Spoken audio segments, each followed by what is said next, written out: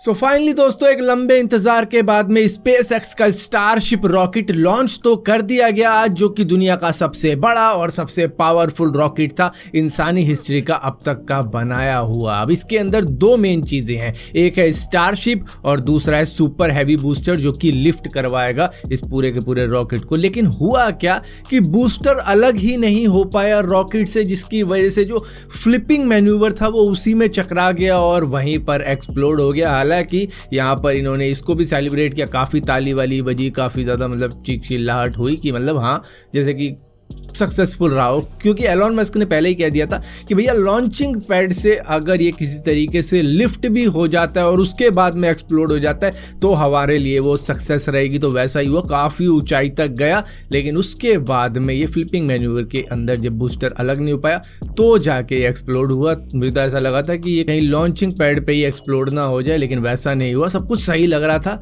लेकिन in the end कुछ गड़बड़ हो गई जो कि आगे चल के फिक्स हो ही जाएगी, क्योंकि आने वाले वक्त में और भी ज़्यादा टेस्टिंग होएगी, इसकी दोबारा से लॉन्च किया जाएगा, लेकिन डेट अभी नहीं बताई गई है। और मैं आपको एक बात और बता दूं कि स्पेस एक्स का ये एक ड्रीम प्रोजेक्ट है जिसको डियर मून प्रोजेक्ट कहा जा रहा है, जो कि 2025 का रहेगा, जिसके अंदर मून टूरिज्म ये स्टार्ट करने वाले हैं। तो उसी के लिए इस स्टारशिप रॉकेट को तैयार किया जा रहा है और उसके बाद मार्स पर भी इसी को लेके जाना है। दोस्तों दुनिया की सबसे ज्यादा पॉपुलेशन वाली कंट्री चाइना हुआ करती थी कई सालों से, लेकिन अब इंडिया ने उसको सरपास कर दिया है, क्योंकि अकॉर्डिंग टू यूएन 1.43 बिलियन लोग अब हमारी कंट्री के अंदर रहते हैं। तो हमारी पॉपुलेशन ज़्यादा हुई चाइना से। और रही बात चाइना की, तो वहाँ पर वन चाइल्ड पॉलिसी को ज़्यादा लंबे वक्त से चलाने की वजह से उनकी पॉपुलेशन में डिसलाइनिंग तो आई है, लेकिन चाइना ने इसको हटा दिया है कि भैया करो बच्चे पैदा करो, क्योंकि यहाँ पर बर्थ रेट काफ़ी ज़्यादा ड्रॉप हो चुका है। लेकिन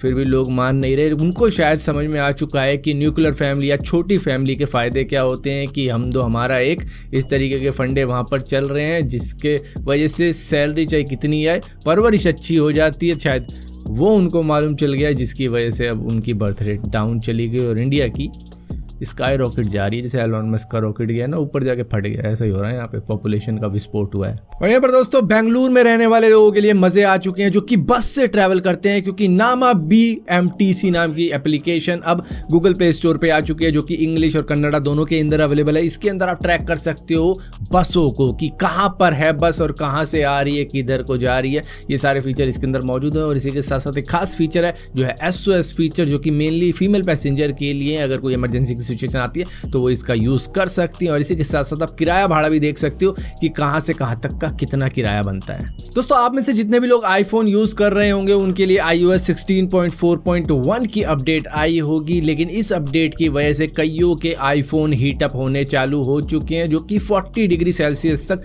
जा रहे हैं। मतलब पेंट के अंदर जब रखोगे तो पता चल जाएगा कि भाई बहुत ही ज्यादा गर्म हो रहा है। और ये हो उनके साथ में रहा है जो अपने फोन वायरलेसली चार्ज कर रहे हैं। तो वायरलेसली चार्ज नहीं करना है आपको। इस अपडेट के बाद में आपको वायर से ही चार्ज करना है, और ओवरनाइट चार्जिंग तो भूल ही जाओ, वरना उसका पकौड़ा बन जाएगा, काफ़ी ज़्यादा गर्म हो जाएगा वो। तो वो मत करना। और आप में से बहुत सारे लोग कहोगे ऐसा करता हूँ ये अपडेट करता ही नहीं, ठीक है आपकी मर्जी है। लेकिन 16.4.1 अपडेट के अंदर कई सारे सिक्योरिटी पैच आए हैं, मतलब कई फिक्स हुए हैं जो कि क्रिटिकल थे, जो कि होने ही चाहिए थे। लेकिन नहीं करना तो भैया आपकी मर्जी है, कुछ होने वाला तो है नहीं। मतलब इतना कोई आपके पीछे चुपटी हुई है कि पेगासस आप पे अटैक करने वाला है, तो करना है करो, नहीं करना मत करो। और जिन्होंने कर लिया है तो भैया वायर से चार्ज करो, कोई इशू नहीं है। वायरलेस के साथ में दिक्कत है। दोस्तों ब्राजील की एक महिला के बारे में तो आपको याद ही होगा, जो कि 37 साल की रोचा मोरेस है, जिसने एक डॉल के साथ में शादी की थी, जिसकी वेडिंग फंक्शन के अंदर 2500 लोग भी आए थे।